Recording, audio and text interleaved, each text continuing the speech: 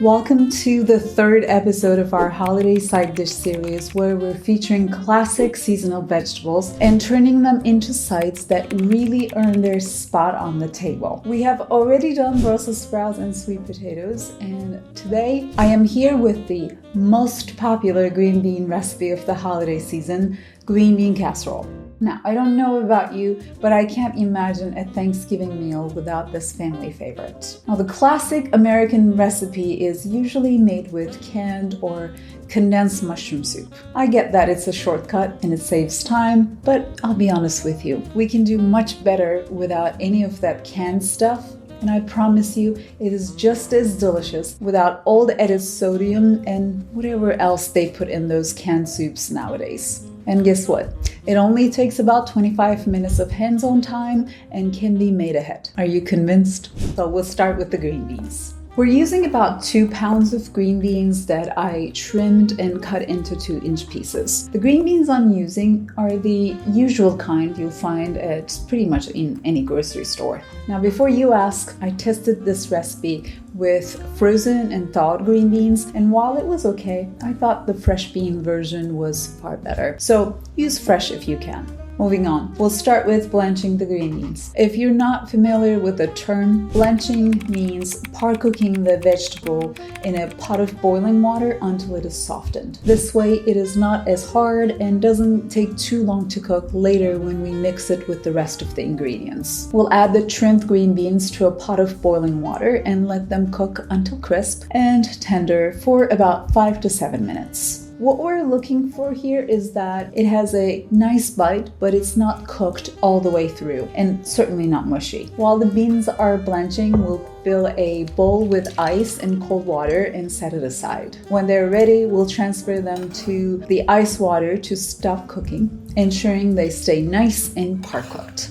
We'll let them cool in there for 5 minutes, drain, and then transfer them onto a sheet pan lined with a clean kitchen towel. I know it's a bit of an extra step, but it is an important one in that we want to dry those as much as possible so we won't end up with a soggy casserole in the end. We'll transfer them to a bowl and set them aside. Now, before we move on to making the sauce, here's a word of advice.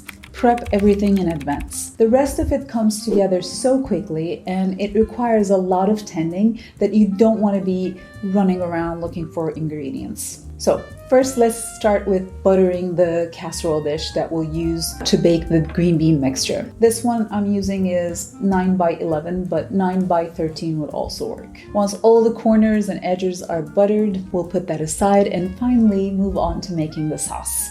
We'll grab a large skillet and melt 4 tablespoons of butter over medium heat. Once fully melted, we'll add 3 cloves of minced garlic and saute that for about 30 seconds or so. Then we'll add a 1/4 cup of all-purpose flour and cook it for 5 minutes while constantly whisking. And when I say constantly whisking, I mean it. As you can see, it will start turning into a bit of paste, and that's totally normal. And you might think that 5 minutes is a long time, but it's not. If we don't cook it long enough, it will have a raw flour taste in the end. So keep that heat at a gentle medium and work those arm muscles as you whisk it away. Next, while still whisking, we'll add 1 3/4 cup of vegetable stock, followed by a 1/2 cup of heavy cream. We'll continue the whisk and cook for about 10 minutes. As it cooks, the sauce will thicken.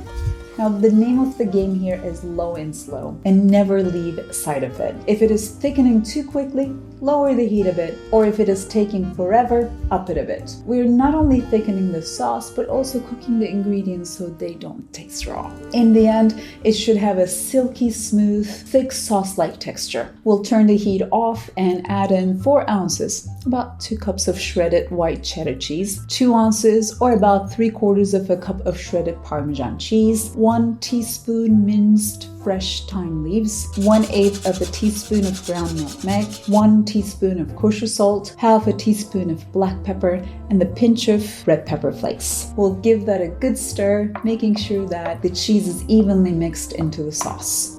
Now, I want to take a minute here and talk about why I use 2 types of cheeses instead of just the classic shredded cheddar. As I was developing this recipe, by eliminating the condensed mushroom soup, I risk losing the rich umami flavor flavors you'd get from mushrooms. So I needed a way to compensate for it. The next best thing that offered a similar taste was Parmesan cheese. It gave me a similar salty, umami-rich flavor that replicates the taste you'd get from mushrooms. So do not skip using Parmesan cheese because otherwise the end product will be a bit bland.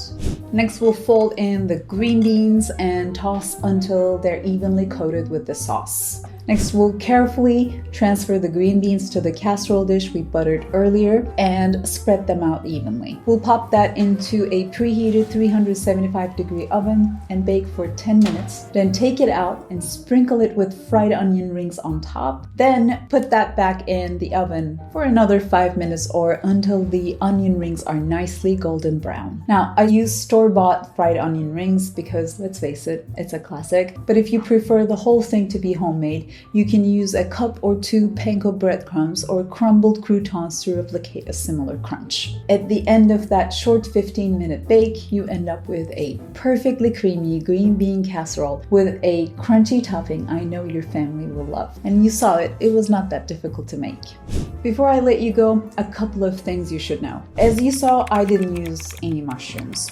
And if you're someone who cannot imagine a green bean casserole without mushrooms, you can easily saute 8 ounces of sliced cremini mushrooms in a tablespoon of butter until softened, set them aside, continue with making the sauce following the recipe, and then add the sauteed mushrooms into the sauce with the green beans. Though be sure to drain any liquid if there is any so it won't make the sauce watery. Covering the top. After I published this recipe, a few people asked whether or not I should cover it with foil when baking to potentially prevent the top from burning. I'll be honest, I have been making this recipe for years and never needed to do that. And a 375-degree oven is gentle enough for it to not burn, but of course keep an eye on yours. Cover it if you think it's necessary. And before you ask making ahead, you can certainly make this recipe ahead. Prepare the recipe until the step in which you transfer the green beans to the prepared casserole dish. Then let it cool down, cover it tightly with aluminum foil, and store it in the refrigerator a day